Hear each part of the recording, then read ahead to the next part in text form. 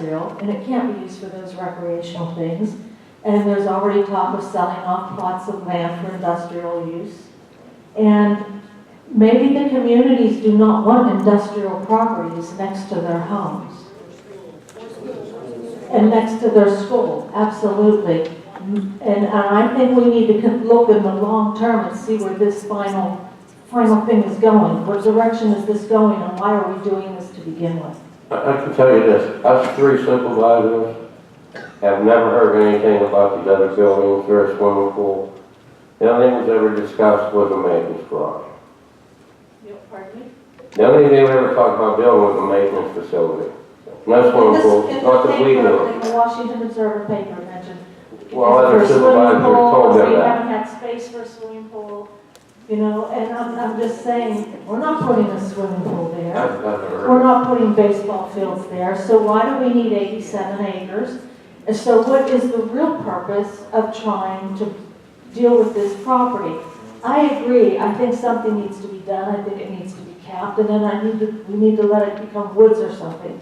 We do not need to use this, and we don't want to sell it for other industrial properties. Thank you. Anyone else? Well, one thing you have to understand, if somebody does come in and buy that, it already is industrial property. Okay, sir, your name? My name is Danny. I live at 47 Wilson. Quick questions. Out of the 87 acres, how much of the acreage is contaminated? All of it? There's 23 here. Part of 23 is the bony pile. The central, no, let me back up. I'm talking about soil impacts. The bony pile, 23 acres, you probably have maybe an acre or two. They'll have to be capped in a few other areas. Groundwater, probably half of the property has some form of groundwater impacts to it. There's some portions of the property that have never been developed. Correct. They're clean. And there's probably, what, 20 acres, Yeah. 30 acres? So it's clean. Act 2 clearance? So why are we building on a contaminated property? You wouldn't even. I'm sorry, say it again? On the clean portions, you wouldn't need to do an active clearance on because it's clean. The department doesn't give you liability protection for something that's not there. Right, but So ABB, are they willing to sell the clean property? yeah. Actually, we approached them about that first. That was one of the first- There was one area, clean area, we said, can we just buy that? Would you subdivide it off? And they said, well, think about it. Then they came back and they said, no, they don't want to give us the good part and not have anybody, us address. Because they want us to do the Act 2. Well, maybe because we're going to apply for the grant, they knew there was enough grant money to clean the bony pile. Now, if our grant amount was 1.9 million, we would get 450,000 right off the bat for the property, the purchased property.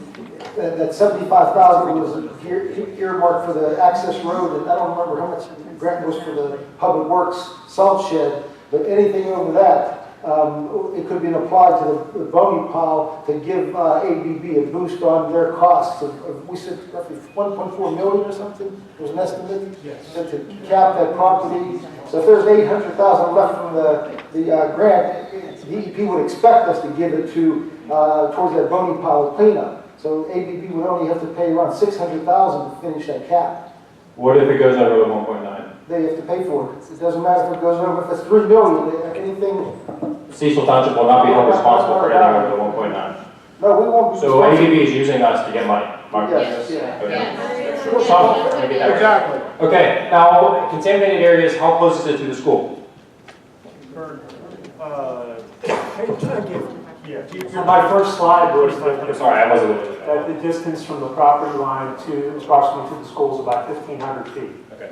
So they would need to get, you said earlier, dirt bikes can pick this stuff up. You want to put bulldozers up there to remediate this, you're guaranteed that nothing airborne is going to get towards the school from 1,500 feet, did you say? Okay. The bony pile is about 2,500 feet away. Okay. It's a little bit further. That's really close, okay? Also, if it becomes airborne, will it attach to something physical like the school or not? Yeah. It would be, and again, you'd have to do a dispersion model. But I really want to specify, I really want to be clear about something. It would be very unlikely that particulates from the bony pile would ever make it to the school. If the wind is You blowing can't south. guarantee that. Even if the wind were blowing directly, the school is directly downwind because of the dispersion we have. You still have the same particulate load, but the vast majority of those particulates are going to drop out long before they ever hit that school. Okay, now you said about the airborne contaminants. What if they're digging up the ground and it's contaminated, the soil's contaminated, and a hard rain comes down, then what? Then it scatters through all the creeks as well? Yeah, you have very specific engineering controls that you have to do when you go through the process of grading that area off. You've got to keep that soil, you've got to keep the spoils wet so that they don't go airborne. And you've got really specific criteria you have to follow to make sure that you don't get airborne exposures. What would happen to the people at McDonald's on their break? Yeah, that's it. Thank you for your time. Thank you. And one more, yes, ma'am. You got good questions, come on back. Thanks for being here. So, my quick question off of his question. So, you said there's, let's say, 20 acres for argument's sake that's quote unquote clean. What it seems that I've heard is where the, I want to say what I've heard. So let me just ask a question without any bias. Have we proposed where on this 87-acre site we would like to build a public works site? It's proposed on a clean site.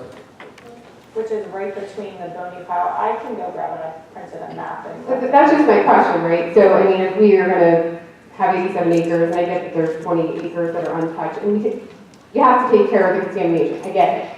But then wherever you're going to be still kicking up dust, as you like to say, wherever you're going to build, you're going to have, all right? Go to any construction area. Your plan is to not put it on any contaminated. Gateway prepared a drawing partly for us to look at the property, and whenever we had our meeting with the Washington County Redevelopment Authority, he had a drawing prepared to show the road going through the property, and he created 7 typical lots. Okay. Can we see it? Because of course, trust me, I'd like to know where it is to people's houses and the school. I think most everybody are interested in. So he had our lot marked off on that area that's was never touched. It's always been clean. This was the rendering that was submitted with the grant application. This is Muse Bishop Road here. The school is way over here. And the proposal was to construct an access road roughly where it is right now into the site. This was a salt storage area. This is over the top of the bony pile, existing bony pile. This was a driveway to a new public works facility, which is on the clean part of the site. So it's closer to Muse Bishop Road, the clean part of the site. Well, the other thing, Dan, the school district, he really isn't interested in the road anymore. Whenever they were first proposing the school, they knew the road access they had by the new post office was deficient. So we talked about coming up with a new entrance for them if we could buy this property. They had a construction project of about 18 months. And we said we're probably not going to be able to meet that with all the testing that has to be done. We probably won't own the property and be able to build you the road with you in that time frame. So they went ahead and then condemned the post office, took it, they built 3/4 of a brand new road going down. And I guess as soon as the post office vacates that building, they will finish that piece of road down to Muse Bishop Road. So they'll have a new, straight, perfect road going to the school. Shortly, and we're nowhere near building any kind of road in this property. That's not true. There's a statement. Unfortunately, the school board couldn't be here tonight because they have their voting meeting. But we have a statement from the school board president, Darla Bone, Monica Owens, pulling it up that will contradict what was just said. Is there a map of the samples that were taken? They do have it, because I have it. Were we allowed to see it? What Yeah. exactly? I think that's part of like what I was asking. I think that needs to be presented to the public. The map and then the summarized data. I don't know if he has it. Are we allowed to see it? That's not a question for me. That's a question for I have no problem. Can they see it? Do we have it? Can we show it? It's all public You're information. erasing it. Yeah. I mean, I have property right there. They copy it. Information was made available, right? Yeah, it always was. Can we put it on our website or so if it's an issue we can't address right now? Okay. We'll look for it there. Oh, I think Can you point where that stream comes down through there, generally, or just kind of? The stream, I mean, if you look at Muse, this is the ball field here, and then the stream comes up along this direction along the road, and then I believe it's piped up in through here, but generally the stream starts up in this area, Dave. Yeah, along this edge right Is here. it just general, like, rain runoff, or is it coming from, like, underground? It's surface water. It's surface water. Now, you mentioned 4-dioxin is the primary thing that's of concern here, right? 1,4-dioxane. Is that specifically tied to CE and a particular process and or activity that was taking place as part of like some type of manufacturing or whatever? Okay, so there's a definite source of where that came from. Gentlemen, do you have a question while on this topic? Your pink shirt? Yeah, that like magenta, circle-ish shape, what's that?